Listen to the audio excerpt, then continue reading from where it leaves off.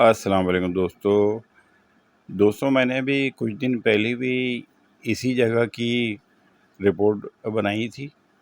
یہ ڈلمین روڈ ہے جو اسٹیڈیم سے ملینیم کی طرف اور ملینیم سے بحرین یونیورسٹی کی طرف آتی ہے۔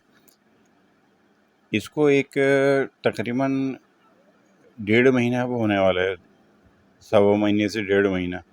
یہ ایک کٹ کسی نے کام کے سلسلے میں کھودا ہوگا ظاہر ہے۔ اب وہ آہستہ آہستہ اب گاڑیاں پھنس کے جانے کی وجہ سے وہ اور گہرا ہوتا جا رہا ہے، اور آج تو وہاں پہ کہیں سے پانی بھی لیک ہو کے آ گیا ہے، تو اس روڈ پہ پانی بھی ہے۔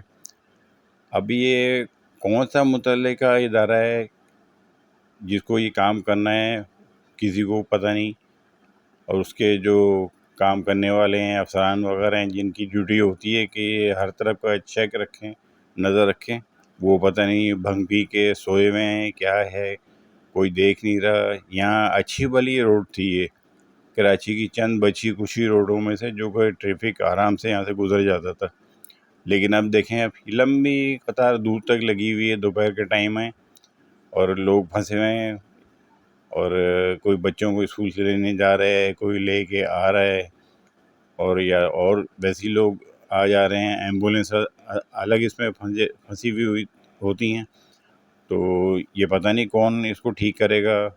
اب میرے حساب سے کوئی پوچھتا ہے تو وہ کہہ دیتے ہیں یہ میرے انڈر میں نہیں ہے، یہ کسی دوسرے ڈپارٹمنٹ کے ہے۔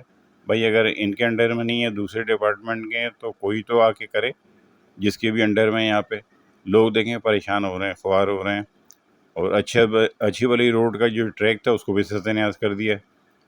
تو یہ پڑا ہوا ایسے کوئی پوچھنے والا نہیں، لوگ پریشان ہو رہے ہیں، کام چل رہا ہے، بس کھائے جا رہے ہیں، لوگ کھائے جا رہے ہیں۔ یہ کتنا کھائیں گے آخر؟ ان کے پتہ نہیں پیٹ کی بھوکی ختم نہیں ہوتی۔